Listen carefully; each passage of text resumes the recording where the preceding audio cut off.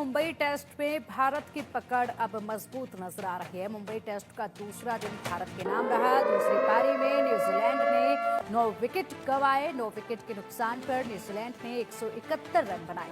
New Zealand ने हासिल की 143 रनों की बढ़त। न्यूजीलैंड के खिलाफ भारत की शानदार गेंदबाजी देखी गई। रविंद्र जडेजा ने 4 विकेट झटके। रविचंद्रन अश्विन ने 3 विकेट झटके। तो देखिए, पहले दिन का जो मैच रहा उसके बाद उम्मीद जो है अगले मैच से काफ़ी लगाई जा रही थी और वो जो उम्मीद थी वो भी देखी पूरी होती। न्यूजीलैंड ने भारत के खिलाफ मुंबई टेस्ट की दूसरी पारी में 143 रन की बढ़त हासिल कर ली। कीवियों ने दूसरे दिन का खेल खत्म होने तक 9 विकेट के नुकसान पर 171 रन बना लिए।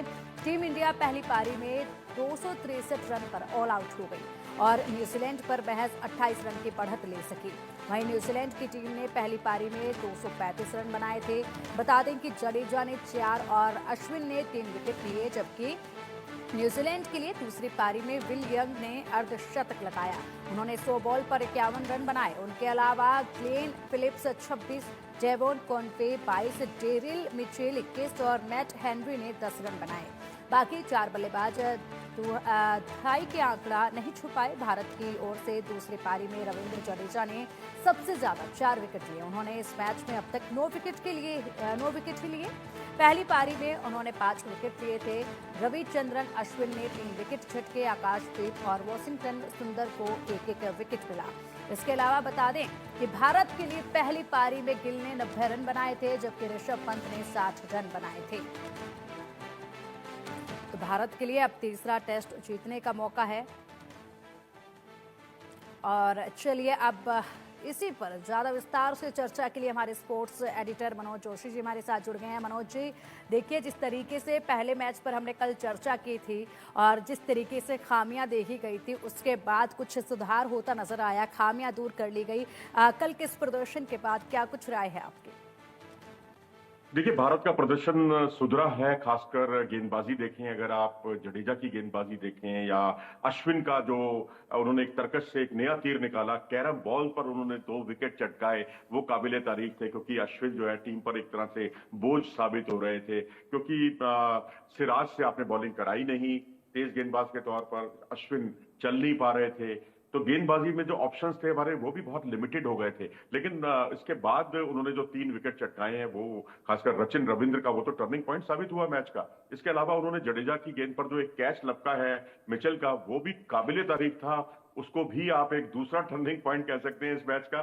तो इस तरह से भारत इस मैच में है अभी, और उम्मीद कीजिए कि पहली पारी में जो कुछ भारतीय बल्लेबाजों ने किया, जो ऋषभ पंत ने ताबड़तोड़ बल्लेबाजी की, जो वाशिंगटन सुंदर ने कमाल की बल्लेबाजी की, और शुभमन गिल ने जो अच्छी सूझबूझ दिखाई बल्लेबाजी करते हुए, वही कुछ अगर दूसरी पारी में भी रिफ्लेक्ट होता है भारत की तरफ से, और छोटी छोटी पार्टनरशिप्स बने 25 रन की, 40 रन की, 35 रन की, तो उससे भी भारत जो है ये मैच को बड़े आराम से निकाल लेगा। इस बात से कोई फर्क नहीं पड़ता कि किस तरह की विकेट है। ठीक है, चैलेंजिंग है, नो डाउट, लेकिन मुझे लगता है ऐसे कमिटमेंट के साथ, अपने विकेट के महत्व को समझते हुए और गैर जिम्मेदाराना शॉट से परहेज करते हुए, लेकिन ये भी मैं कहूंगा कि बहुत ज्यादा डिफेंस की भी जरूरत नहीं है, क्योंकि डिफेंस में ही ज्यादातर प्लेयर फंसे हैं इस मैच में, और खासकर फॉरवर्ड डिफेंसिव शॉट से तो खास तौर पर आपको परहेज रखना होगा। और बैकफुट पर जितने आप शॉट्स खेल सकते हैं, क्योंकि विल जंग की जो पारी है, दोनों पारियों में उन्होंने जो हाफ सेंचुरी लगाई है, उससे यही रिफ्लेक्ट होता है कि यहां पर आप जितना बैकफुट पर खेलेंगे उतना आपके लिए अच्छा रहेगा। और भारत के लिए बड़ा स्कोर, यानी ये जो 143 या 150 के आसपास जो भी लक्ष्य भारत के लिए तय होगा, क्योंकि अभी 1 विकेट गिरना उनका बाकी है, तो भारत उसको सहजता से पार करेगा। लेकिन जो मैंने आपको बातें बताई हैं, 2-3 बातों का एहतियात रखना बहुत जरूरी होगा। बिल्कुल बिल्कुल, इसी के साथ मनोज जी अगर बात कर ली जाए तो रविंद्र जडेजा और अश्विन ने जिस तरीके से विकेट लिए हैं वो भी काबिले तारीफ थे। दोनों ने ही बेहतरीन प्रदर्शन इस मैच में दिखाया है। क्या कुछ और उम्मीद थी इन दोनों से? देखिए जी, जडेजा तो उनकी स्वाभाविक तौर पर जो गेंद है वो काफी बाउंस हो रही थी, उछाल आ रहा था। उछाल यहाँ पर सबसे ज्यादा, क्योंकि लाल मिट्टी की सतह है यहाँ, जो आप रेड सॉइल पर जो आप उछाल लाते हैं अपनी गेंदबाजी से, वो बहुत इफेक्टिव साबित होता है। और उतना ही नहीं, उसके अलावा जो शार्प टर्न था, आखिरी क्षणों पर गेंद का कांटा बदलना, वो बहुत उपयोगी साबित हुआ। ऐसे ही एजाज पटेल ने भी बहुत शानदार गेंदबाजी की थी उनकी तरफ से, उनका एक तरह से माकूल जवाब दिया जडेजा ने। तो लेफ्ट आर्म स्पिनर्स यहाँ काफी कारगर साबित हो रहे हैं। और इतना ही नहीं, रविचंद्रन अश्विन का आपने नाम लिया, जो बिल्कुल इनइफेक्टिव थे पिछले मैच में भी, पहली पारी में भी, लेकिन दूसरी पारी में 2 कैरम बॉल उनकी बहुत शानदार रही। फिंगर स्पिनर्स का ये मैच है, क्योंकि यहाँ पर कलाई का जो स्पिनर है वो कहीं ना कहीं गलतियां करेगा, जैसे क्षमा कीजिएगा, जैसे ई सोडी हैं उनकी तरफ। ई सोडी उतने इफेक्टिव नहीं हुए। आप देखिए उनका अच्छा इस्तेमाल किया, उनके कप्तान ने उनकी बजाय ग्लेन फिलिप्स से बॉलिंग कराई और उनको ज्यादा बॉलिंग नहीं दी, इसीलिए क्योंकि यहाँ पर फिंगर स्पिनर चलेगा, कलाई का स्पिनर उतना इफेक्टिव साबित नहीं हो सकता। तो शायद यही वजह है कि एक अच्छी रणनीति भारत की दिखाई दी अश्विन और जडेजा को लेकर।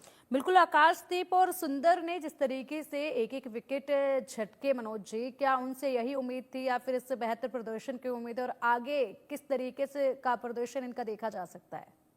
देखिए, टॉम लाथम जो है उनका विकेट लिया था आकाशदीप ने, और टॉम लाथम एक ऐसे प्लेयर हैं जो स्पिन को बहुत अच्छा खेलते हैं और जिन्होंने पिछले मैच में जो 80 प्लस की पारी खेली थी वो निर्णायक साबित हुई थी। तो उनका महत्वपूर्ण विकेट आप शुरुआती ओवरों में इनसाइड, जो जिसे कहते हैं निप पेकर जो बॉल होती है, जिसमें आप अंदर की तरफ बहुत तेजी के साथ गेंद आती है, उस पर उन्होंने उनका विकेट चटकाया। और रही बात वाशिंगटन सुंदर की, तो वो भी एक डेवन कॉनवे का विकेट लेने में कामयाब रहे, जो कि फॉरवर्ड डिफेंसिव शॉट खेलने गए थे और उस पर वो गच्चा खा गए और उस पर उनको विकेट मिला। तो ये 2 महत्वपूर्ण विकेट जो है बहुत क्रूशल रहे।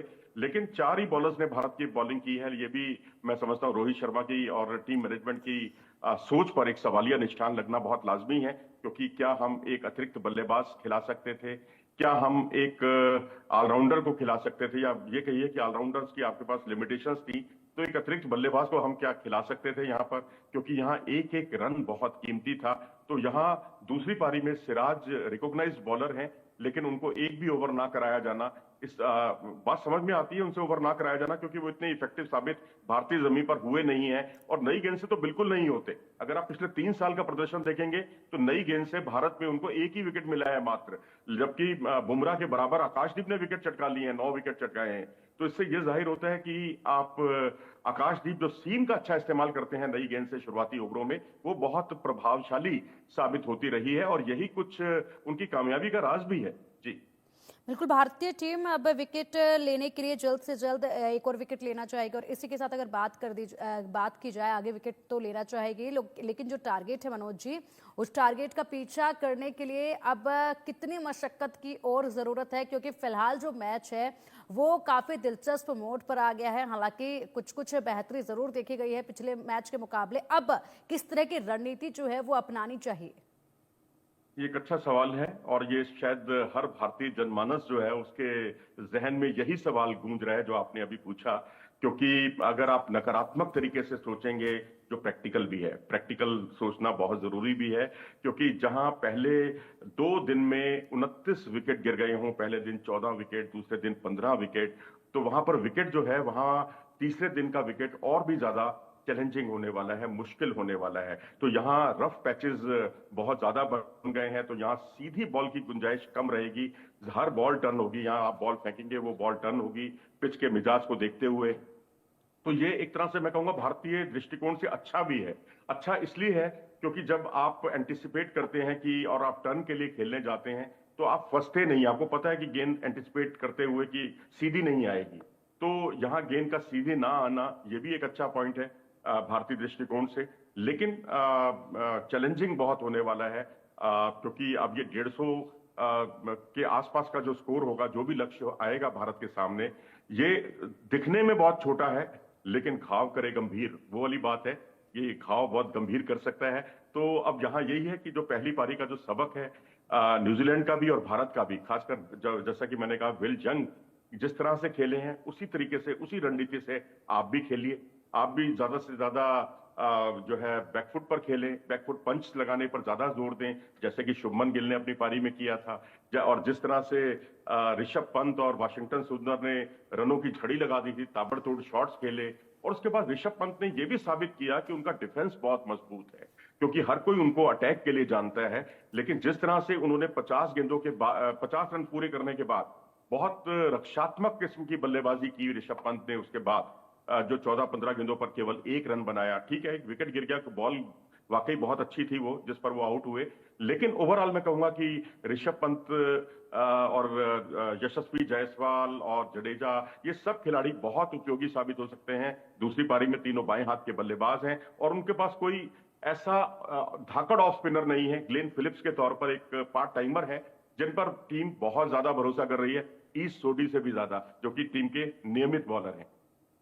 बिल्कुल, अगर बात की जाए तो यहाँ पर मैच के बाद गिल ने यह भी कहा कि मेरे टेस्ट करियर की सबसे यादगार पारियों में से ये एक है, जिस तरीके से आपने जिक्र भी किया मनोज जी अभी। जी हाँ, बिल्कुल, क्योंकि आप विपरीत परिस्थितियों में जब आप अच्छा प्रदर्शन करते हैं और अपने जहां जरूरत पड़ती है वहां पर आप स्टेप आउट भी करते हैं, छक्का भी लगाते हैं आगे बढ़कर, और उसके अलावा जब एक तरफ से जब ऋषभ पंत खेल रहे थे, ताबड़तोड़ अंदाज में खेल रहे थे, उस वक्त शुभमन गिल अपने ऊपर मौन साधे हुए थे, उनको सपोर्ट कर रहे थे।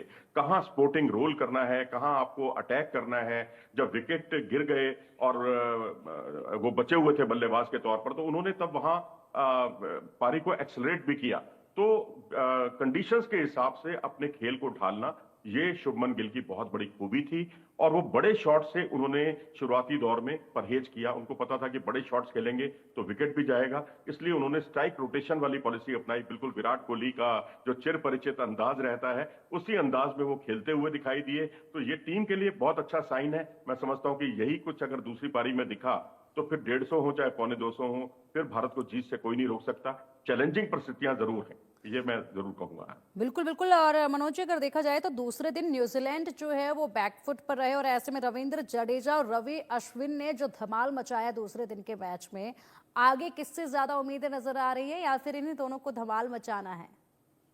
देखिए, अब धमाल मचाने के लिए बहुत ज्यादा कुछ बचा नहीं है, क्योंकि अब एक ही विकेट बाकी है। अब मैं तो कहूंगा कि जो 9वां विकेट गिरा वो बहुत भारतीय दृष्टिकोण से बहुत महत्वपूर्ण था, क्योंकि जब 8 विकेट गिरते हैं तो उसके बाद भी आप एक बड़ी पारी की या बड़ी भागीदारी की उम्मीद कर सकते हैं। लेकिन यहाँ पर अब टेल है, दोनों तरफ से टेल है। ऐसा नहीं है कि कोई रिकॉग्नाइज बल्लेबाज खेल रहा हो एक छोर से, क्योंकि हमने 8वें विकेट की या 9वें विकेट की पार्टनरशिप में या 10वें विकेट की पार्टनरशिप में बहुत बड़ी बड़ी साझेदारियां होते हुए देखा है। लेकिन अब ये आखिरी जोड़ी है, तो अब यहाँ पर एक तरफ से स्पिन आक्रमण और या एक दूसरी तरफ से पेस आक्रमण, या दोनों तरफ से स्पिन आक्रमण कराने में कोई बुराई नहीं है। तो आप शुरुआती ओवरों में जडेजा अश्विन आपको गेंदबाजी करते हुए देख सकते हैं।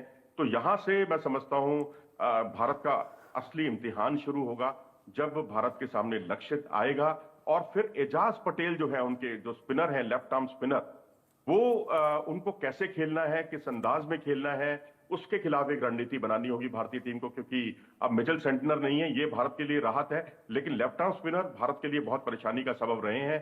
रोहित शर्मा और शुभमन गिल, ये दोनों अक्सर फ्रंट फुट पर लेफ्ट आर्म स्पिनर के सामने फंसते हुए दिखाई दिए हैं पिछले 3 साल में। और वहीं विराट कोहली जो है फ्रंट फुट पर फंसे हैं, लेकिन उससे ज्यादा बैक फुट पर फंसे हैं लेफ्ट आर्म स्पिनर के सामने। तो इन 3 खिलाड़ियों को, खास तौर पर एजाज पटेल को, बहुत सावधानी से खेलने की जरूरत है। बिल्कुल बिल्कुल बिल्कुल। एक विकेट का अब सवाल है मनोज जी, और ऐसे में मैच काफी सावधानी से खेला जाएगा, तभी कुछ हो पाएगा। क्योंकि पहले दिन की जो शुरुआत हुई थी उससे निराशा जरूर हाथ मिली, लेकिन दूसरे दिन बेहतर जो है प्रदर्शन देखा गया। अब ये मुकाबला काफी दिलचस्प मोड़ पर है, देखना होगा क्या रणनीति के साथ भारतीय टीम इस बार उतरेगी। फिलहाल के लिए शुक्रिया आपका इन तमाम जानकारियों के लिए और विस्तार से इस पूरे मैच पर चर्चा के लिए।